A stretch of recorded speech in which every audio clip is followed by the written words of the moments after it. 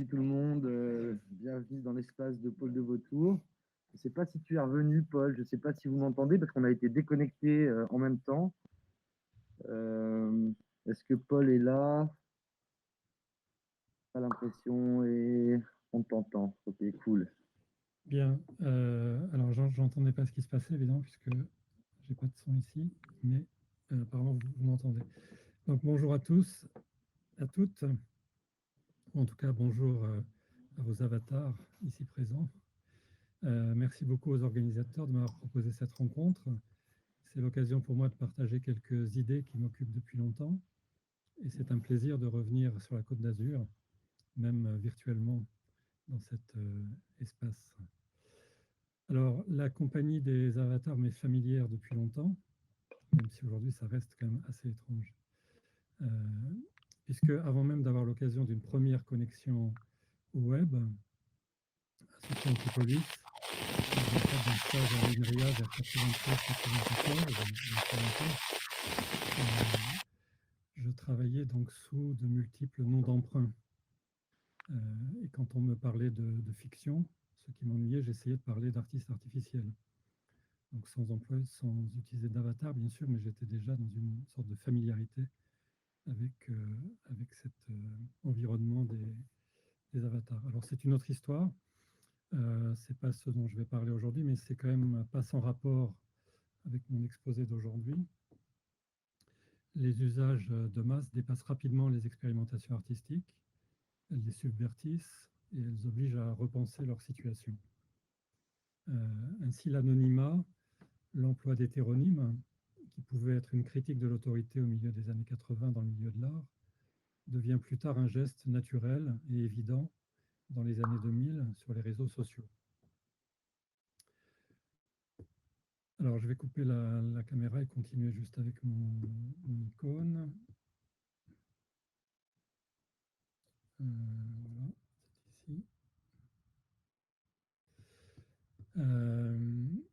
Et je vais essayer de me déplacer petit à petit autour de la salle devant certaines images. Voilà. Alors, pour resituer brièvement mon parcours, si c'est nécessaire avant de parler de l'esthétique du numérique, sans avoir rien à montrer de très numérique aujourd'hui, et puisque je suis très loin à Shanghai depuis plus de 10 ans maintenant, j'évoquerai simplement la black box du cercle Ramanache, qui a été montrée à Bourges dans une première version en placo-plâtre, puis chez Chantal Crousel en 98, dans sa forme actuelle, ensuite au Guggenheim Soho à New York et dans divers autres lieux ensuite. Elle est maintenant dans la collection du FRAC à Marseille. Il s'agit de l'incarnation, si l'on peut dire, d'un agent conversationnel développé à l'origine sur Internet pour une exposition qui s'appelait Version originale à Lyon en 1997 et qui regroupait des pièces en ligne. Ce robot de dialogue s'appelle Sowana. Il a été programmé par un ami développeur, un ancien étudiant de la Ville-Arsan, Philippe Blanc. Sowana a évolué au fil des expositions, mais elle est restée francophone et elle a bien sûr été dépassée depuis par Cortana et Alexa, d'autres agents conversationnels dont le nom se termine par A. Ce qui n'était pas prémédité évidemment quand on a nommé notre robot Sowana à l'époque.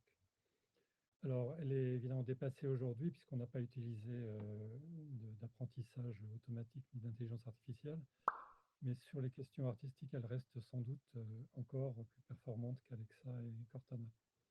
Alors, c'est mon seul travail réellement numérique, au sens où il engageait un développement informatique original, et c'est l'un des projets de cette époque dont je reste le plus fier. Je pourrais aussi évoquer l'exposition Lascaux 2 à la Villa Arsan pendant l'été 99, que j'avais conçue avec Jérôme Joie, et à laquelle participaient des jeunes artistes travaillant à Nice, comme Maxime Mattret, qui est peut-être ici aujourd'hui. Pendant toute l'exposition, le centre d'art était fermé. Les artistes avaient investi des salles comme des ateliers, et leur travail était diffusé jour et nuit. Donc les salles d'exposition devenaient l'espace de travail des artistes. C'était une sorte de déclaration de la fin des expositions. Déclaration sans doute prématurée, bien sûr, puisque 20 ans plus tard, il n'y a jamais eu autant d'expositions, mais c'était un manifeste, je crois, assez juste, car le média hégémonique de l'exposition apparaît bien aujourd'hui comme un média d'un autre âge. C'est une histoire révolue et un monde passé. Alors venons-en à la situation présente. Je vais rester devant cette image parce que je n'ai pas prévu d'autres illustrations pour le début de l'exposé. Et après, je bougerai dans la salle. Alors, dans la situation présente, donc dans le contexte de la réalité virtuelle, notre perception est réduite à sa dimension optique. Et surtout, elle est désincarnée. Même des environnements réalistes en 3D, comme celui où nous nous trouvons aujourd'hui, découplent nécessairement les informations optiques des informations proprioceptives. On sait que la perception visuelle n'est pas simplement une histoire de réception de signaux lumineux sur la rétine. La combinaison des deux yeux, leurs mouvements, les mouvements du cou, le déplacement de la tête et du corps, sont en réalité déterminants et participent directement à notre vision. Et cela fait bien sûr défaut pour l'instant à nos avatars, même si on peut les bouger. Il leur manque les mécanorécepteurs qui leur donneraient le sens du toucher et les retours de force indispensables à notre appréhension de l'environnement. Sans le toucher, pas de contact, et sans contact, qu'en est-il de la communication? Mais après la pandémie du Covid-19, nous entrons peut-être dans une société sans contact. Le développement des technologies de communication sans contact caractérise peut-être l'époque que nous vivons. Les interfaces haptiques vont devenir de plus en plus nécessaires. Les joueurs font déjà l'expérience, bien sûr, de la vibration de leur manette en cas de sortie de route dans Mario Kart, par exemple. Mais ici, nos avatars peuvent se croiser sans se cogner, ce qui nous désoriente totalement. Enfin, en tout cas, moi, qui ne suis pas un pro de ces espaces. Alors, comment générer des retours de force dans les environnements virtuels? Bon, je ne suis pas en mesure de répondre à cette question, ce n'est pas vraiment mon sujet, mais cela m'inspire une autre question. Qu'en est-il des retours d'idées dans notre expérience de ces interfaces? Si nous n'avons pas encore de retour de force, nous avons peut-être déjà des retours d'idées, du fait même des insuffisances actuelles de la simulation. Idées, d'ailleurs, qui pourraient bien s'évanouir dans de futures simulations perfectionnées, qui paraîtraient si naturelles qu'elles en deviendraient tout à fait transparentes. Alors, cette idée de retour d'idées, c'est un premier exemple des métaphores inspirées des outils qui, je crois, reconfigurent nos pensées autant que nos usages. Il y a dans chaque outil, me semble-t-il, cette dimension haptique qui touche nos concepts comme un retour d'idées à chaque opération nouvelle autorisée sur le réel ou sur sa représentation par cet outil. Voilà, il s'agit d'une image, bien sûr, plutôt que d'un concept, mais je ne suis pas théoricien, j'essaie de réfléchir avec ce que j'ai sous la main. Donc, première métaphore, première image, du retour d'effort et du retour d'idées que ça m'inspire par rapport à l'expérience de ces environnements. Je vais revenir un tout petit peu en arrière dans l'histoire des technologies pour mieux faire comprendre cette idée, mais je reste sur cette illustration parce que j'en ai pas d'autres pour l'instant. L'un des outils qui a le plus puissamment transformé nos représentations est sans doute la caméra obscura, devenue ensuite l'appareil photographique. D'un texte de Sarah Kaufman lu quand j'étais étudiant, j'ai retenu une idée qui m'avait frappé à l'époque. Au-delà de l'importance de la caméra obscura pour la révolution humaniste de la Renaissance, Sarah Kaufman montre comment l'appareil photo a servi de métaphore décisive chez Nietzsche, Marx et Freud. La caméra, comme machine à dessiner la perspective, a donné à Nietzsche le support d'un perspectivisme culturel. Pour Marx, le fait que l'image apparaisse à l'envers dans la chambre noire permet de penser le renversement idéologique. Et le processus de révélation chimique permettant de passer du négatif au positif sert à Freud pour expliquer le phénomène psychique du passage de l'obscurité à l'inconscient, du passage de l'obscurité de l'inconscient à la clarté du positif via un négatif qui peut rester non développé, comme un fantasme qui n'accéderait pas à la conscience. Alors, j'ai pas le livre de Sarah Kaufmann à Shanghai, j'ai pas pu m'y reporter, mais je me souviens de ça et c'est un bel exemple, je crois, de la manière dont un outil, au-delà de ses usages techniques, produit également des métaphores et des idées nouvelles. Un nouvel appareil technique marque le point d'aboutissement du paradigme technologique qui lui a permis d'apparaître, en orientant la recherche et en autorisant des investissements, mais il peut entraîner aussi sa fin en introduisant de nouvelles pratiques et de nouveaux usages qui vont reconfigurer la société et faire émerger un nouveau paradigme. On peut penser à l'iPhone, par exemple, qui est l'aboutissement du téléphone portable quand il apparaît, mais qui est aussi, d'une certaine manière, la fin du téléphone portable et le début des smartphones que l'on connaît. Alors, je crois que toute nouvelle technologie impose un nouveau lexique. Au moment de l'apparition de la photographie, comme l'évoque Sarah Kaufmann, donc les termes de chambre noire, focus, mise au point, profondeur de champ, positif, négatif, développement, révélateur, cliché, etc., sont des termes liés à la technique qui vont ensuite inspirer euh, des métaphores, inspirer des descriptions, inspirer une nouvelle description de la réalité.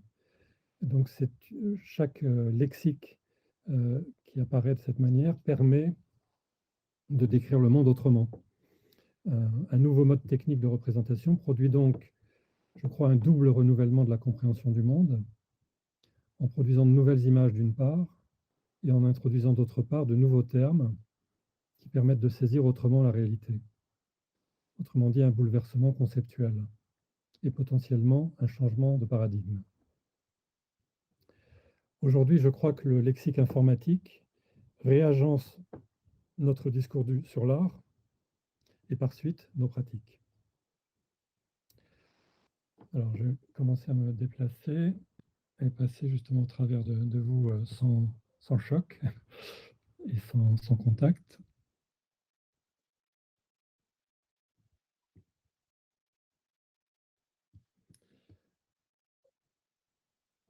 Voilà, donc on va essayer, alors je ne vais pas explorer bien entendu tout le lexique informatique.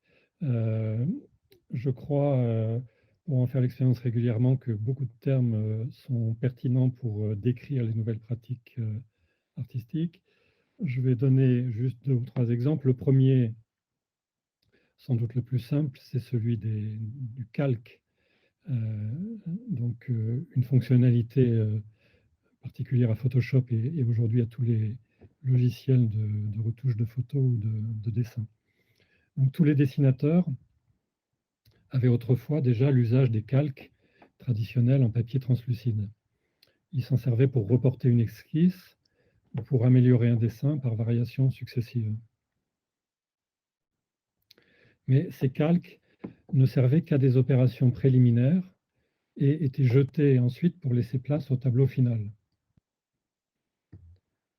Aujourd'hui, les images numériques sont constituées de calques multiples et tout utilisateur d'un logiciel de dessin ou de retouche de photo a conscience des couches superposées sur lesquelles il peut intervenir.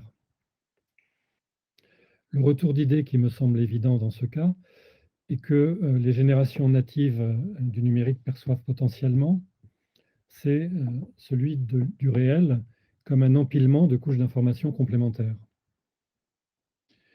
La réalité augmentée, ou le simple usage de la géolocalisation en temps réel sur une carte affichée à l'écran du smartphone en marchant dans la rue, nous entraîne à cette perception des niveaux multiples constituant notre environnement. Pour les plus jeunes, l'expérience d'un jeu comme Pokémon Go, par exemple, qui superpose un monde de fiction au monde réel, engage une véritable relation multicouche à un réel feuilleté. Après Photoshop, la réalité pourrait être décrite comme en termes de calques superposés. Alors, c'est ce que j'ai mis ici.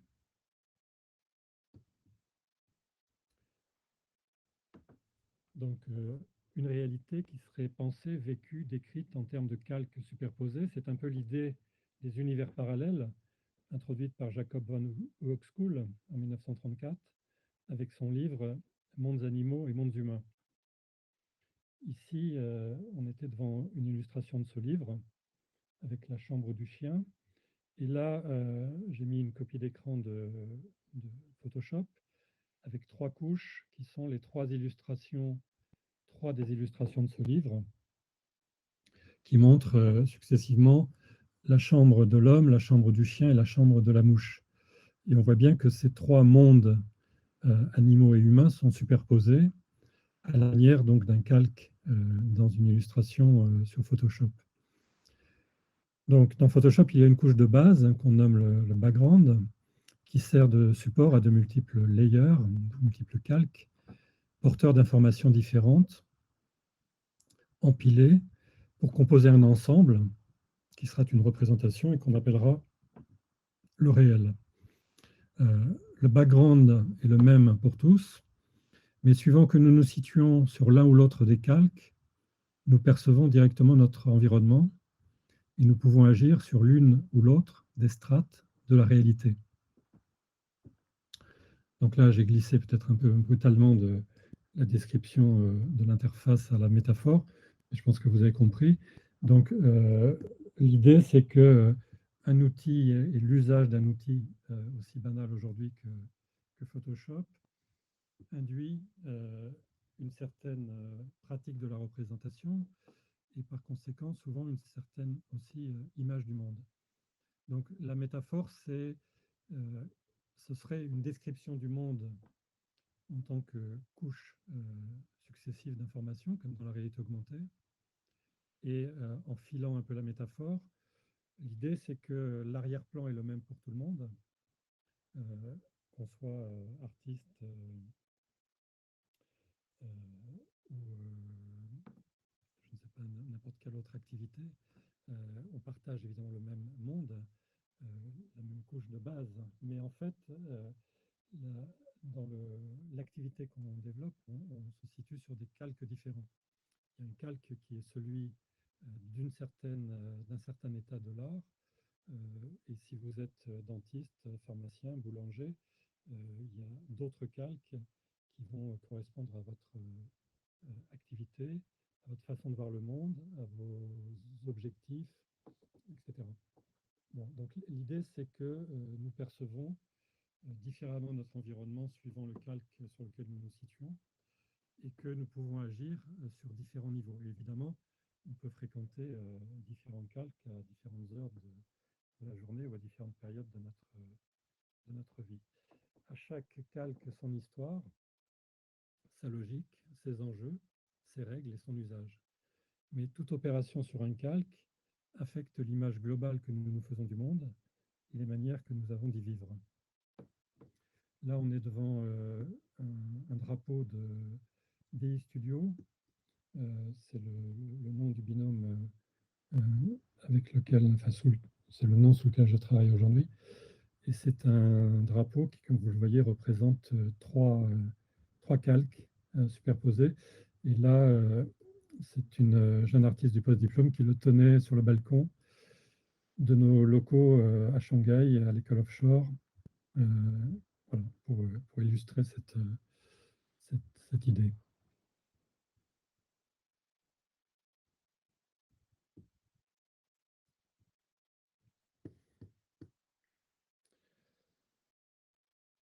Alors, évidemment, c'est très banal de rappeler que nous vivons et que nous travaillons dans une époque qui est caractérisée par l'omniprésence des technologies numériques, que l'on soit écolier, employé de banque, artiste, scientifique, garagiste, enseignant ou retraité, nous passons une partie de nos journées devant un écran.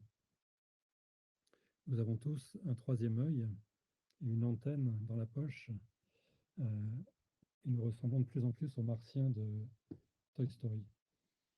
Bon, les effets multiples de cette numérisation de nos sociétés ont été décrits et étudiés en détail dans tous les domaines d'activité. Pourtant, du côté de l'art, il me semble que l'on passe souvent, trop souvent encore, à côté de l'une des transformations les plus importantes de l'ère numérique. On peut commencer par rappeler que ce qui caractérise cette ère numérique, c'est la possibilité de tout numériser, vraiment tout, jusqu'au génome humain.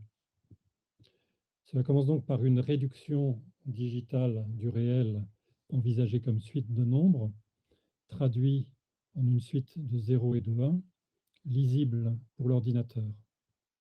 Ce codage binaire produit de l'information. Tout est potentiellement de l'information. À partir de là, je pense qu'il faut bien distinguer deux grandes catégories de transformation, et c'est l'objet de ce schéma. Alors d'ailleurs, un schéma que j'avais montré à Monaco il y a très longtemps, quand j'étais venu avec un groupe d'étudiants chinois. Comme quoi, j'avance pas très vite dans ma réflexion. Mais bon, c'est, je pense, encore intéressant, enfin, j'espère. Donc, voilà, à partir d'un premier constat complètement évident, ce que je voudrais souligner, c'est que si on distingue deux grandes catégories de transformation que cette numérisation rend possible, on prête souvent attention à l'une de ces catégories et pas à l'autre. Alors, d'un côté, euh, la numérisation ouvre la voie à de nouvelles opérations et d'autre part à de nouvelles circulations. Or, il me semble que les artistes restent souvent fascinés essentiellement par les nouvelles opérations imaginables avec les outils numériques, d'où le vocable d'ailleurs de nouvelles images qui était courant au début de la révolution de la micro-informatique. Le forum Imagina, qui se tenait chaque année à Monaco, était nommé initialement le Forum des nouvelles images. Je l'ai suivi régulièrement quand j'enseignais à la Villa Arson.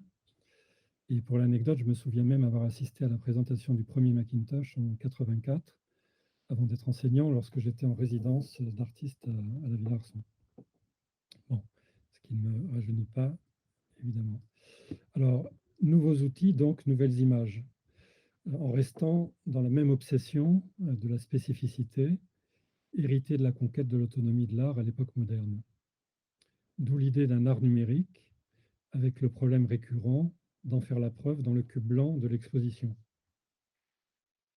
Même aujourd'hui, il reste difficile de penser la légitimité d'une œuvre numérique sans la retirer de son contexte, sans l'isoler et la neutraliser en tant qu'art et rien d'autre, dans un espace dédié, identifié, contrôlé et réservé. Alors, j'essaye de mon côté d'attirer l'attention sur l'autre grande transformation, qui n'est pas tant celle des nouvelles opérations que celle des nouvelles circulations. Ce que permet la digitalisation de tous les objets culturels, c'est leur circulation instantanée dans les réseaux. La digitalisation liquéfie toute la production culturelle et ouvre des robinets à contenu intarissables. YouTube pour la vidéo, Instagram pour la photographie ou Spotify pour la musique, qui déversent des torrents numériques ininterrompus. Bon, c'est à nouveau un constat très banal, mais il faut prendre la mesure, toute la mesure de ce constat concernant notre activité. Pour moi, cette nouvelle situation culturelle mondialisée génère de nouveaux usages et de nouvelles attitudes, bien davantage que de nouvelles images. Ce sont d'ailleurs bien souvent les mêmes images qui circulent. Mais ces images, anciennes ou nouvelles, stéréotypées ou expérimentales, amateurs ou professionnelles, se multiplient et se côtoient dans un tourbillon incessant. Il est clair que la reproduction et la mixité des images ne datent pas d'aujourd'hui, mais un effet de seuil a été franchi avec la numérisation et surtout avec les réseaux sociaux. Et à ce niveau, à cette fréquence et à un coût quasi nul, c'est totalement inédit dans la culture humaine. Cette situation encore toute récente entraîne, il me semble, un changement esthétique majeur où la compatibilité prend le pas sur la spécificité en tant que critère d'appréciation des propositions artistiques. Le brouillage émancipateur de la séparation entre amateurs et professionnels, l'interchangeabilité des positions d'auteur et de lecteur ou spectateur, la réversibilité des rôles entre producteurs et consommateurs, la porosité des espaces entre travail et loisirs, l'éclatement du public en communautés interprétatives, tous ces bouleversements constatés dans l'écosystème numérique rendent de moins en moins intéressantes les œuvres conçues dans une logique d'exclusivité excluante. Il faut bien considérer aujourd'hui que l'art savant, celui qui nous concerne, qui nous intéresse dans les écoles d'art, l'art savant est une sous-culture parmi d'autres, ni moins légitime, heureusement, ni plus légitime que toutes les sous-cultures qui fleurissent sur Internet. Et c'est sa capacité à entretenir un dialogue avec d'autres pratiques qui devient signifiant, en disqualifiant sa tendance à l'appropriation et au pillage des pop cultures, qui en fait en réalité l'un des instruments de captation du capitalisme cognitif. Donc dialogue plutôt que captation. Après le calque hérité de la tradition des beaux-arts, mais revisité par un outil numérique, ce sont donc les mots compatibles et téléchargeables qui me semblent ici les plus significatifs et les plus utiles pour penser la pratique artistique et comprendre les propositions les plus intéressantes des jeunes artistes aujourd'hui. Le téléchargement est le geste central et dominant de la pratique culturelle actuellement. On ne va plus au concert et l'on ne visite plus les expositions. On télécharge des MP3, des vidéos ou des images. Cela suppose bien sûr de reconsidérer l'implémentation de l'art en général et pas seulement de l'art numérique.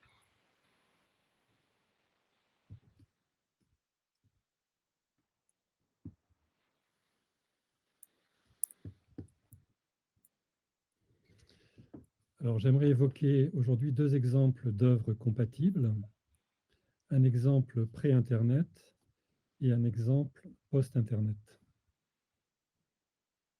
Je citerai d'abord Louis Beck, l'un des premiers artistes à produire des images de synthèse en France au début des années 80. Là, on est devant l'une des images de Louis Beck. Et dans un autre espace de ces rencontres, il y a une sorte de petite exposition de Louis Beck qui est très, très intéressante. Alors, outre l'intérêt du bestiaire fantastique des céphalopodes que Louis Beck a imaginé et modélisé, je retiens son exemple pour sa capacité remarquable à se mouvoir du monde artistique au monde scientifique d'une manière sinueuse et rusée, dans une approche originale de la vie telle qu'elle pourrait être. Son travail était reconnu et apprécié dans les colloques savants sur la vie artificielle, dont il était devenu un éminent spécialiste. C'est pour moi le précurseur de ce que je désigne sous le terme d'encapsulation, une autre notion empruntée au lexique informatique. En art, un projet sera dit encapsulé s'il s'inscrit dans un langage ou dans un contexte qui n'est pas le sien propre et s'il utilise d'autres protocoles que ceux reconnus comme légitimes dans le monde des expositions. Ainsi, le travail artistique de Louis Beck était inscrit dans le champ scientifique. Il se présentait au fil des colloques et des conférences plutôt que sous la forme d'exposition. En un sens, son travail de modélisation 3D était une œuvre compatible, appréciable du point de vue de l'art, aussi bien que du point de vue scientifique. Il en va de même pour sa collaboration avec Wilhelm Flusser, qui a donné un ouvrage à la fois philosophique, littéraire et artistique. Louis Beck n'a pas seulement illustré le Vampiro Totis Infernalis, c'est lui qui l'a imaginé et implanté comme créature vivante dans le cerveau de Wilhelm Flusser. Et Wilhelm Flusser a développé par la suite donc un texte philosophique tout à fait étonnant et passionnant. De même que Wilhelm Flusser a anticipé Internet et l'a compris sans l'avoir jamais connu, je crois que Louis Beck a pratiqué la compatibilité et a anticipé l'interopérabilité à une époque où l'on parlait plutôt de transdisciplinarité.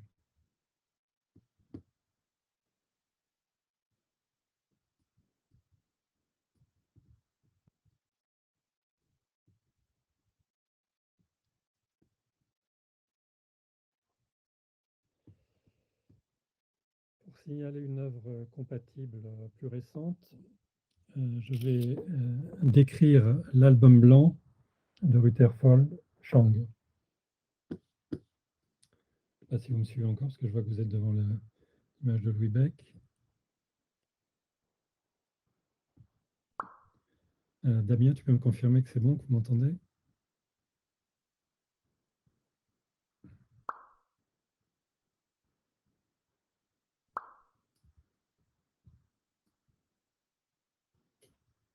Damien?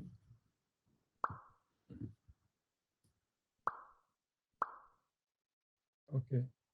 Bon, j'ai eu un doute parce que je ne vous voyais plus bouger. Non, non, Donc non, j'ai non, cru que c'est la chose s'était figée. Paul, c'est bon, Alors, je suis tout devant va bien. donc un poster de Rutherford Chang, qui est un artiste d'origine chinoise basé à New York. Je vais décrire rapidement ce travail. L'album blanc, d'abord, c'est le 9e album des Beatles. C'est un double vinyle qui est sorti en 1968 et dont le premier pressage a été tiré à 3 200 000 exemplaires, tous numérotés sur une idée de Richard Hamilton, l'artiste anglais inventeur du terme pop art et auteur de la pochette. Donc une idée un peu paradoxale d'une production de masse numérotée comme une édition d'artiste, hein, mais à 3 200 000 exemplaires. Euh, pour Rutherford Chang, l'album blanc est l'artefact parfait de la culture pop.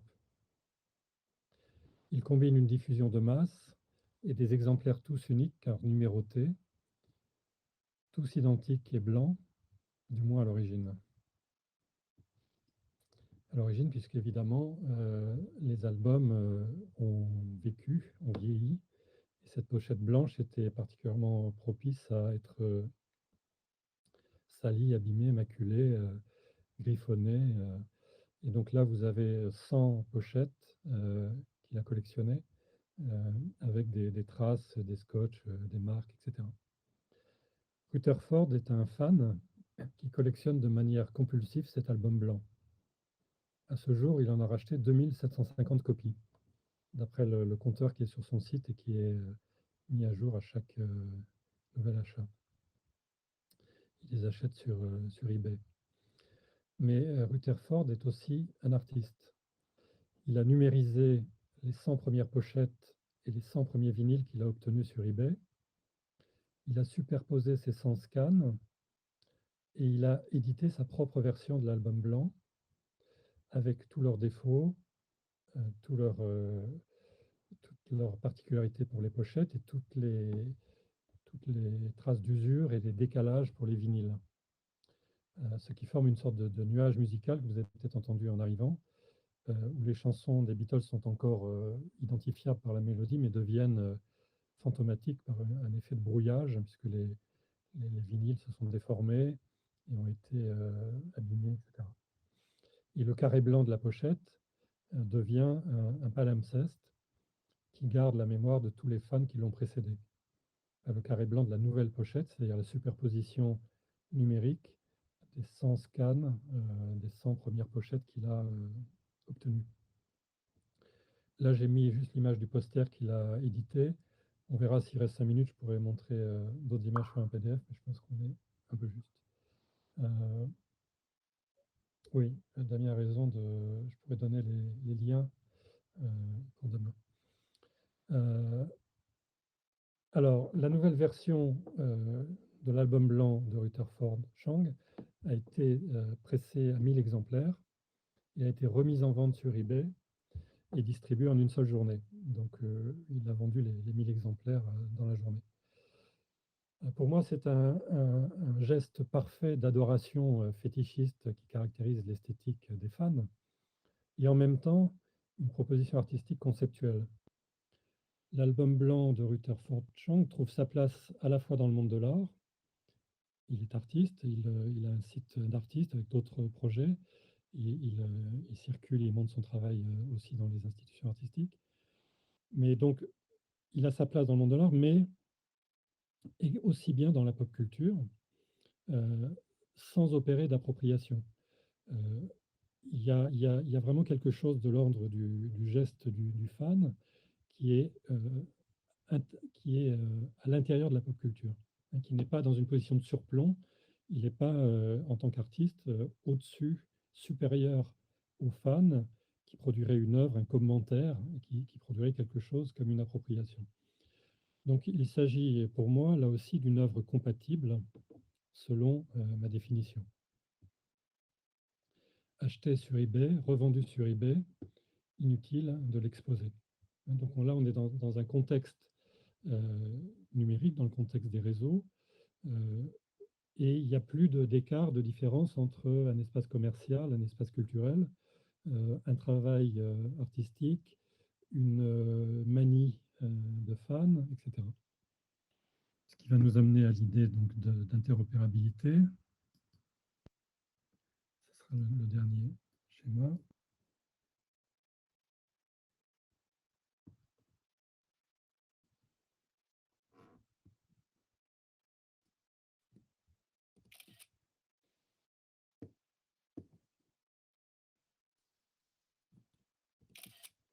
J'en profite pour faire des copies d'écran parce que c'est quand même très drôle d'avoir tout ce bestiaire d'avatar dans cette salle. Alors, la compatibilité, c'est une qualité des objets, des logiciels ou des œuvres. On parle d'un logiciel compatible, on parle dans le domaine de l'informatique, donc ce qui est compatible, c'est ce qui va pouvoir fonctionner dans différents environnements, dans différents systèmes. Donc on désigne par compatibilité la qualité d'un objet numérique, alors pour moi, donc aussi d'une œuvre. Donc c'est à nouveau une métaphore, c'est-à-dire que je transpose cette idée technique de la compatibilité d'un objet qui peut fonctionner dans différents contextes, dans différents environnements. Je le transpose au domaine qui est le nôtre, comment une œuvre peut fonctionner dans différents environnements et pas seulement dans le Y-cube. Comment elle peut opérer, comment elle peut avoir des conséquences dans d'autres environnements, dans d'autres contextes que celui simplement du monde de l'art. Donc la compatibilité comme une qualité d'objet et l'interopérabilité comme une qualité des systèmes et des environnements écologiques, technologiques, sociaux, culturels ou politiques. Donc on peut décrire la compatibilité sur un axe vertical et l'interopérabilité sur un axe horizontal. C'est ce que j'ai dessiné là. Bon, c'est un schéma que vous voyez assez approximatif, hein, c'est une première version. On voit donc l'axe vertical de la compatibilité, l'axe horizontal de l'interopérabilité.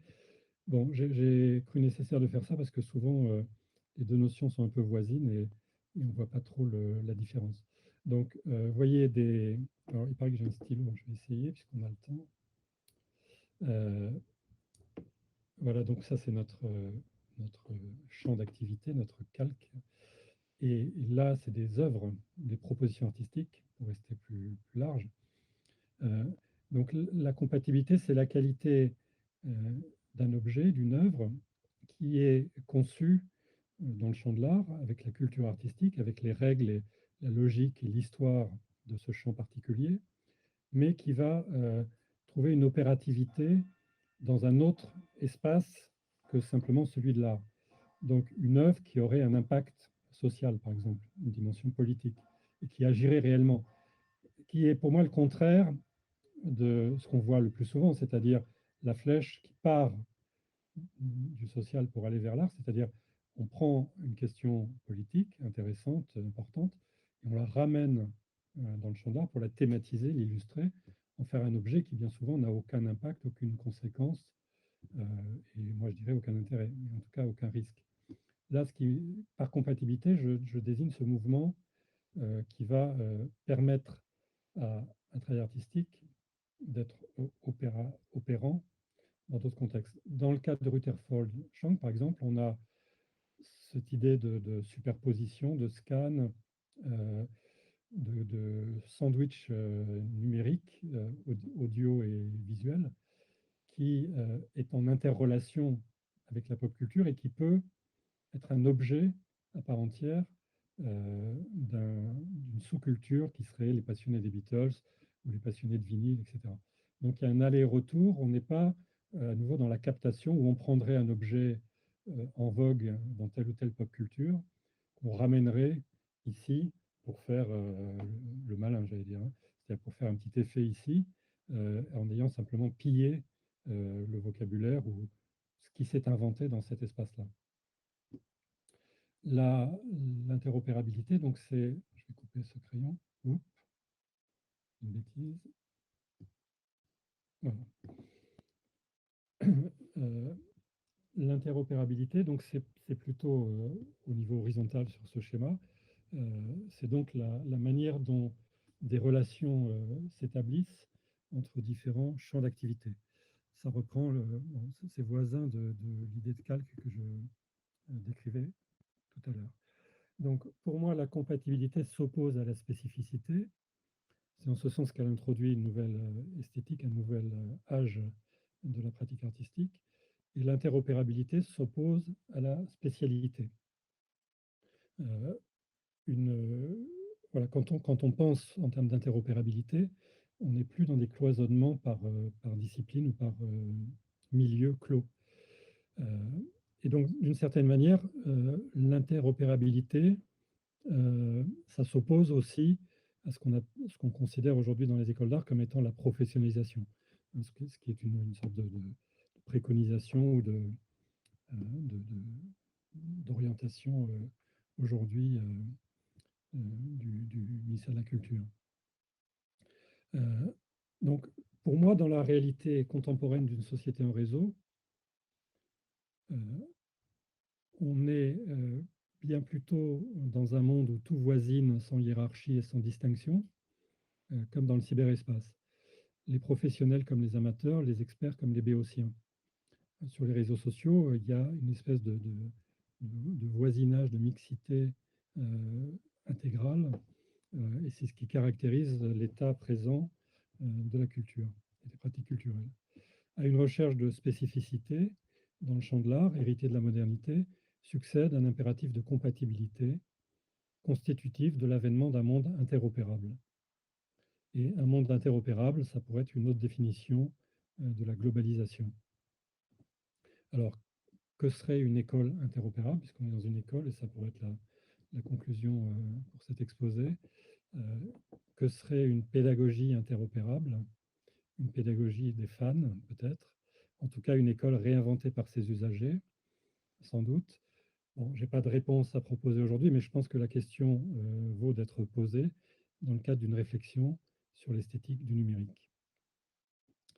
Je vous remercie pour votre attention et donc on peut se donner rendez-vous demain au même endroit pour en débattre de manière plus informelle, si cela vous dit. L'idée. À tous. Merci beaucoup, Paul. Alors, bien sûr, Paul ne nous entend pas. C'est le problème qu'on a depuis le début de cette reconnexion avec lui. Donc, vous pouvez lui dire merci par texto, ça sera cool. Et puis, désolé, j'ai pas pu le présenter aussi, Paul. J'ai pas pu présenter Paul au début du. Pour applaudir. Ah non, désolé, Paul. Donc, il n'y a pas d'interaction aussi. C'est assez frustrant qu'il ne puisse pas nous entendre aussi. Je suis resté dans les temps. Donc, et je ne pense pas qu'il y ait de questions prévues aujourd'hui. Damien, tu me détrompes si nécessaire. Et donc, les questions, c'est dans le rendez-vous de demain. Donc, on posera toutes les questions, on posera les questions demain. Et donc, gardez-le parce qu'on en a plein. On aimerait bien discuter avec Paul aujourd'hui du capitalisme cognitif, de ce rapport dialogue-captation qui était assez intéressant, je pense. Et puis aussi Louis Beck, qui est quelqu'un qui est assez important, même peut-être pour le pavillon Bozio quelque part, parce qu'il il a influencé pas mal de gens en fait de l'école, qui enseignent aussi à l'école. Paul a enseigné à la Villa Arson, il a dirigé l'école des Beaux-Arts de Bourges, il a monté son école offshore à Shanghai. Donc, demain, on pourra discuter davantage avec Paul et de ses pratiques, ses pensées. Voilà, je vais vous coller dans le. Michael a déjà dû vous envoyer le lien d'Aram Bartol, qui est donc le. J'imagine qu'il y a un autre intervenant dans une autre salle maintenant.